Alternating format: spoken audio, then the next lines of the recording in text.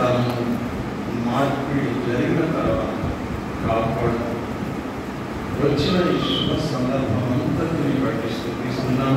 అట్లానే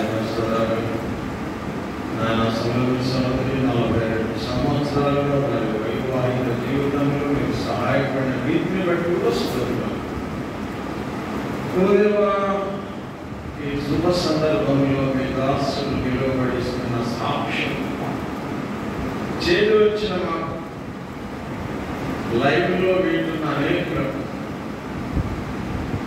ఆత్మీయ క్షేమం మేలు కలిగించడం సాధించడం, రక్షణ లేని వారికి రక్షణ కూడా ప్రసాదించడం.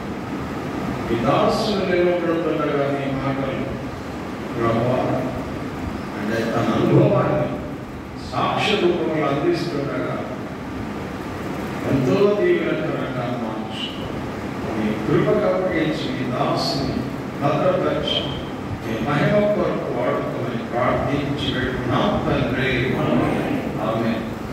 ఇక్కడ యెహోషువ చెప్తున్నాడు, నేను నా ఇంటి వారితో యెహోవాను సేవించాను. ఇది అక్షరాల మరి మా కుటుంబంలో జరిగింది. మా వైవాహిక జీవితం 40 సంవత్సరాలు ఈ రోజు కంప్లీట్ అవుతా వచ్చింది. మరి మా అమ్మ నాన్న గురించి నేర్చుకున్నది ఏంటంటే మరి డిసిప్లిన్, డివైన్ డిసిప్లిన్, డైరెక్ట్ క్రమశిక్షణ నేర్చుకున్నాం. అలాగే సింప్లిసిటీ, మరి సాధారణమైనటువంటి జీవితం గడపడం. రెండవది దేవుని పనికి, దేవుని సేవకి, దేవుని యొక్క పరిచయకు, దేవుని మందిరాన్ని ప్రేమించడానికి ఎక్కువ ప్రాధాన్యత ఇవ్వడం అనేది మరి వారి జీవితాల ద్వారా మేము నేర్చుకోవడం జరిగింది. మరి అమ్మ నాన్న మరి దేవుని చిత్తానుసారంగా వివాహం జరుగుతూ వచ్చింది. మరి పెద్దలు అప్పుడు